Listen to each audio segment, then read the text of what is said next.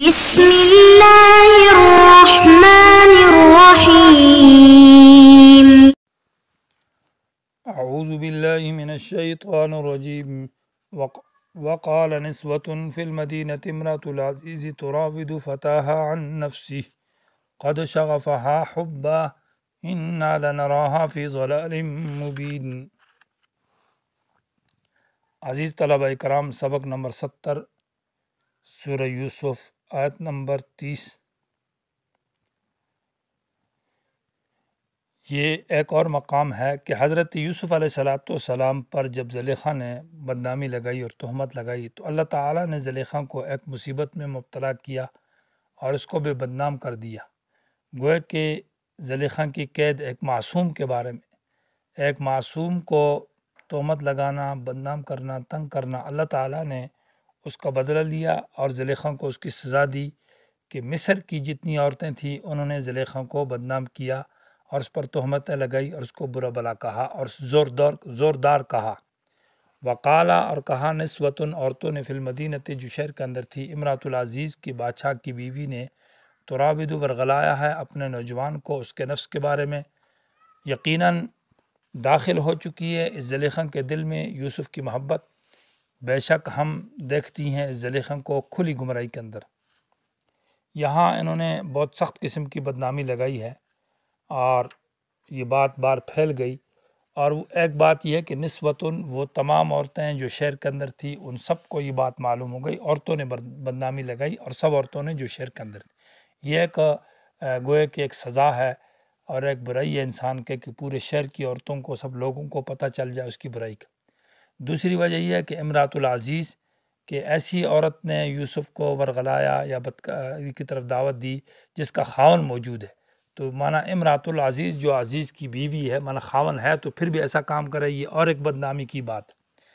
پھر خاون بھی العزیز وہ مصر کا بادشاہ ہے، عام آدمی نہیں ہے، اور بڑے آدمی کی عورت جو ہے نا وہ ایسا حرکت کرے تو یہ اور ایک بدنامی کی سبب ہے۔ پھر تراودو اس نے مطالبہ کیا ہے، یعنی غلطی بھی عورت کی ہے کہ مطالبہ بھی عورت کرے تو یہ ایک اور بدنامی کی وجہ ہے۔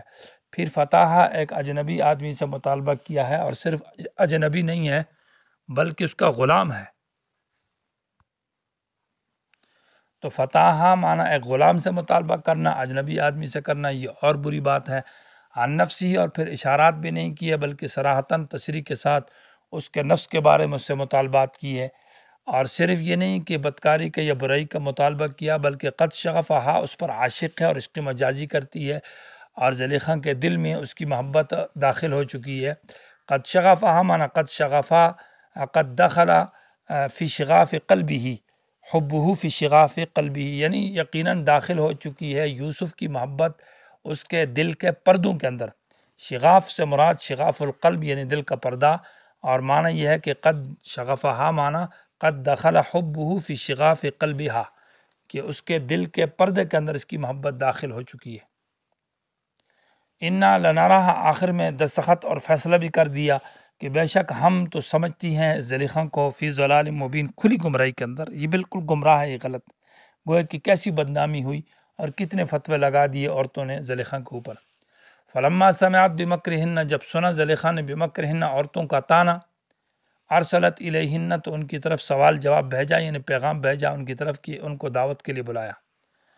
یہاں مکر بمعنی تان کا ہے کہ عورتوں نے زلیخا کے پیچھے برا بلا کہا اور تان تشنی کی اور اس پر بدنامیاں لگائی، مکر سے مراد بدنامیاں۔ تو فلما سمعت، جب سنا، بمکرہن عورتوں کی بدنامیاں، ان کا تان، ارسلت بھیجا ان کی طرف، الیہن ان کی طرف ایک پیغام کہ آپ کی دعوت، وآتدت اور تیار کیا زلیخا نے لہن ان عورتوں کے لیے متکان، جائے تکیہ لگانے والی جگہ، ایسی جگہ جو کھانے کی جگہ ہو، جس میں تکیے لگے ہوں، جو مجلس ہو اور بیٹھنے کی جگہ۔ مصر کی قدیم تہذیب بھی یہی تھی کہ وہ منع یہ ہے کہ جس جگہ میں کھانا کھاتا ہے پیچھے تکیے لگے ہوتے ہیں، اور متکا والی جگہ وہ تیار کرتے تھے۔ وآتت کل واحدۃ منہن سکینہ، اور ان میں سے ہر ایک کو چھری بھی دے دی، سکیناً چھری ہر ایک کو دے دی، اور یہ اس مقصد کے لیے نہیں دی کہ یوسف جائے گا اور یہ ہاتھ کاٹیں گے، اس کو تو اس بات کا علم ہی نہیں تھا۔ یہ ویسے مصر کی تہذیب تھی کہ یہاں فروٹ لائے جائیں گے، مالٹے ہیں، کیلے ہیں، سیب ہے، تو عورتیں ان کو کاٹیں اور کاٹ کر کھائیں۔ اور زلیخا تو صرف یہ دکھانا چاہتی تھی کہ یوسف کو دیکھیں یہ کتنا حسین ہے، ان کو پتہ چل جائے کہ یہ مجھے معذور سمجھیں اور میرے خلاف اس میں وہ نہ کریں کہ مجھے طعن و تشنی دے۔ وَآتَتْ كُلَّ وَاحِدَةٍ اور دے دی ہر ایک کو منہن ان عورتوں میں سے سکیناً چھری، وقالت کہنے لگی زلیخا اخرج، یوسف سے کہا کہ نکل جائیے علیہن ان پر۔ تو وہ غلام تھا، اس کو معلوم نہیں تھا، اس نے کہا کسی کام کے لیے مجھے بھیج رہی ہے، تو وہ ان عورتوں کے پاس سے نکل کر چلے گئے۔ فلما رأینہ، جب دیکھا ان عورتوں نے یوسف کو، اکبرنہ، اس کو بڑا سمجھا، وہ حیران ہو گئی۔ اور بڑا سمجھنے کا معنی یہ کہ انتہائی اس کو حسین اور جمیل سمجھا، اور واقعی وہ بہت حسین تھا۔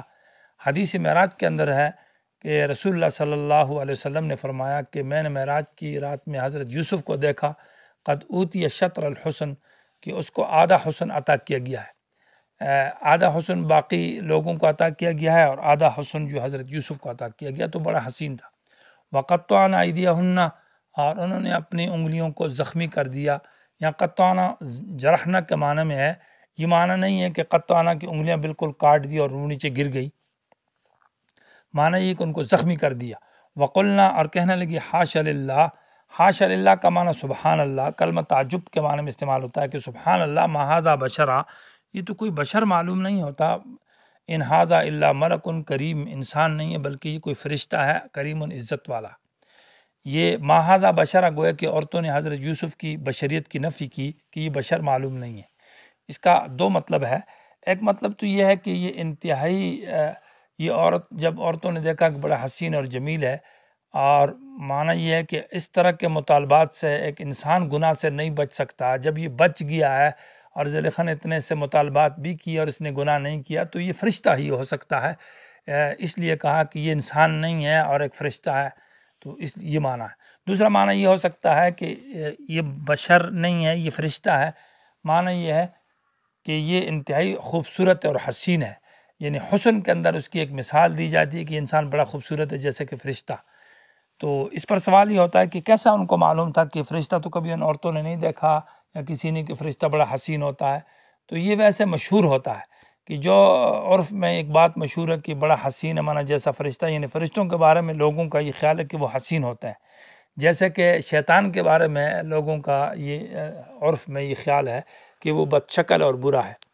جاہز ایک بہت بڑے وہ تھے، عالم تھے، معتزلی تھے اور مبتدع تھے، تو ایک عورت نے ایک بھڑیا کے پاس گئی کہ مجھے شیطان ابلیس کی شکل بنا کر دے دیجیے، تو اس کو تو معلوم نہیں تھا، تو جاہز کو وہ بڑھیا اس بھڑیا کے پاس لے گئی اور اشارہ کر دیا کہ یہ، تو وہ پھر عورت چلے گئی، تو جاہز نے اس بھڑیا سے پوچھا کہ یہ کیا کہہ رہی تھی؟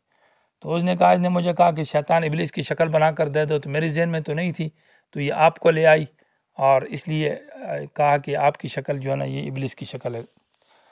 تو معنی یہ ہے کہ وہ چھوٹے قد کا تھا، بد شکل تھا، اس کے چہرے میں داغ تھے، تو اس طرح کا مطلب ہے کہ یہ فرشتہ ہے، معنی یہ خوبصورت ہے۔ وقلنا، کہنے لگی حاشا للہ، یہاں مبرد نے کہا کہ یہ حاشا فعل ماضی کا صیغہ ہے، اور معنی یہ ہے کہ حاشا عن المعصیت للہ، اور حاشا اصل میں حاشا تھا، الف کے ساتھ تھا، الف گر گئی ہے، تو حاشا معنی بچ گیا یوسف عن المعصیت، گناہ سے، للہ، اللہ کی خاطر، یہ مبرد نے۔ اور ویسے حاشا للہ معنی سبحان اللہ، پاکی اللہ کے لیے، معنی یہ ہے، یہ ویسے کلمہ تعجب کے لیے استعمال کیا جاتا ہے۔ ما ھذا بشرا، یہ بشر نہیں ہے، گویا کہ عورتیں بھی جو ہے جو پیغمبر کو بشر نہیں مانتے، نور مانتے ہیں بعض لوگ، یہ گویا کہ عورتوں کا نظریہ ہے، عورتوں کا بھی یہی نظریہ ہے۔ ان ھذا الا ملک کریم، یہ ایک فرشتہ ہے عزت والا۔ قالت، کہنے لگی زلیخا، فذلکن الذی لمتننی فیہ، یہ وہی شخص ہے جس کے بارے میں تم مجھے ملامت کرتی تھی۔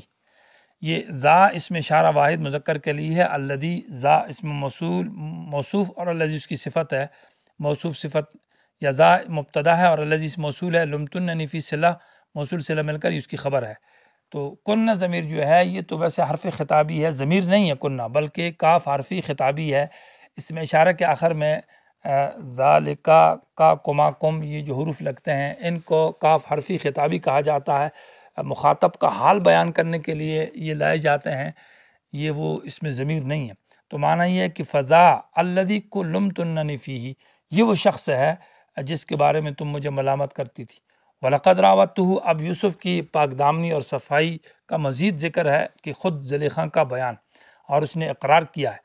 وَلَقَدْ رَاوَدتُّهُ، ابھی وہ اقرار کر چکی کہ میں نے اس کو ورغلایا ہے، عن نفسی ہی، اور میں نے کوئی اجمالی بات نہیں کی، اس کے نفس کے بارے میں اس سے مطالبہ کیا ہے، لیکن فاستعصم، اس نے بچنے میں خوب بچائی ہے۔ باب استفعال ہے، سین تا مبالغے کے لیے ہے، اور معنی یہ ہے کہ اس نے بچنے میں کمال کیا ہے۔ یہ گویا کہ انتہائی حضرت یوسف کی پاک دامنی اور عفت کی طرف اس نے تذکرہ کیا ہے۔ وَلَئِن لَّمْ يَفْعَلْ، اور آگے مطالبہ بھی ذکر کر دیا کہ اگر یہ نہ کرے گا وہ بات آمرہ، جو میں اس سے حکم کرتی ہوں، معنی یہ کہ میری بات نہیں مانے گا تو لَيُسْجَنَنَّ، یہ جیل میں ڈالا جائے گا۔ گویا کہ ابھی بھی دھمکیاں دے رہی ہے اور وہی باتیں۔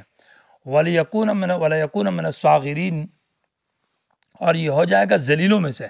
عام سیاسیوں کی کوئی سیاسی نہیں ہوگا کہ جیل کے اندر جیسے کسی بڑے سیاسی آدمی کو ڈالا جاتا ہے، پھر خاص جگہ دی جاتی ہے، اس کی بڑی عزت قدر کی جائے گی، ایسا نہیں ہے، بلکہ یہ جیل کے اندر ذلیل ہوگا، اسے خدمت لی جائے گی، اسے کام لیا جائے گا، اس کو سخت سزا دی جائے گی، یہ معنی۔ وَلِيَكُونَ مِنَ الصَّاغِرِينَ، تو یہ ہوگا ذلیلوں میں۔ اور یہ لیکونن فعل ہے، اس کے اوپر یہ نون خفیفہ اصل لیکونن ہے، وہ نون خفیفہ تنوین کی شکل میں لکھا گیا، اس لیے بظاہر صورت اسم کی نظر آتی ہے، لیکونن تنوین کے ساتھ ہے فعل ہے۔ قال، حضرت یوسف علیہ السلام نے کہا، ربی، اے ربا۔ اب عورتوں کا مطالبہ، زلیخا کا مطالبہ، یہ تو ایک اور مصیبت بن گئی۔ تو یوسف علیہ السلام نے ایسی مصیبت میں اللہ سے دعا کی کہ اللہ مجھے ان عورتوں کی تحریک سے اور ان کی مجھے وسوسوں سے اللہ بچا۔ ربی، اے ربا، السجن احب الیہ، جیل مجھے پسند ہے، مما، اس بات سے، یدعوننی، کہ عورتیں مجھے بلاتی ہے، الیہ، اس بات کی طرف جو بدکاری اور برائی ہے، اے اللہ مجھے جیل دے دے۔ گویا کہ اختار المصیبت علی المعصیت، حضرت یوسف نے مصیبت کو پسند کیا معصیت کے خلاف، کہ گناہ تو نہیں چاہیے لیکن مصیبت چاہیے ہے۔ یہ گویا کہ اعلیٰ مقام ہے اور انبیاء کا مرتبہ ہے اور عصمت کا درجہ ہے کہ مصیبت پسند کی اور گناہ سے بچے۔ وَإِلَّا، معنی علم ہے، مرکب ہے علم یکن سے، وَإِلَّا تَصْرِفْ عَنِّی، وہ معنی علم تصرف عنی، اے اللہ اگر تو نے نہ دور کیا مجھ سے کیدہن، ان عورتوں کی سازشوں کو، اصب الیہن، تو میں بھی ان کی طرف مائل ہو جاؤں گا، معنی میلان مراد ہے۔ واقم من الجاہلین، اور ہو جاؤں گا جاہلوں میں سے، ناسمجھوں میں سے۔ فاستجاب لہ ربہ، پس پورا قبول کیا لہو، یوسف کے لیے، رب، اس کے رب نے، یعنی اس کی دعا کو۔ فصرف عنہ، تو دور کر دیا یوسف سے، کیدہن، عورتوں کے قید و مکر کو۔ انہ هو السمیع العلیم، بے شک اللہ سننے والا اور جاننے والا ہے۔ گویا کہ عصمت یوسف آپ دیکھیں تو ایک لفظ یہ ہے کہ فاستعصم، مبالغہ کا صیغہ، یوسف نے بچنے میں کمال کیا، تو یہ عصمت یوسف پر دلیل ہے۔ اور زلیخا کا خود اقرار کہ وَلَقَدْ رَاوَدتُّهُ عَن نَفْسِهِ، کہ میں نے اس کو ورغلایا ہے اور اس نے بچنے میں خوب کمال کیا ہے، یہ بھی گویا کہ اس کی عصمت کی دلیل ہے۔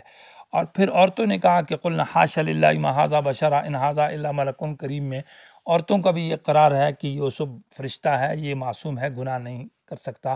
یہ گویا کہ اس کے حضرت یوسف کی عصمت کے دلائل ہے۔ اور پھر اس طرح حضرت یوسف نے جیل کو پسند کیا معصیت کے خلاف، یہ بھی حضرت یوسف کی عصمت کے دلائل ہیں۔ اور اسی طرح کذالک لنصرف عنہ السوء والفحشاء، یہ بھی دلیل ہے حضرت عصمت یوسف کی۔ اور المخلصین کا لفظ جو ہے یہ بھی دلیل ہے عصمت یوسف کی، بعد میں اور بھی اس پر نقطے آئیں گے۔ تو حضرت یوسف کے عصمت کے اوپر جو نکات ہے صورت کے اندر، ان پر غور کیا جائے تو وہ بہت سارے نکات معلوم ہوتے ہیں۔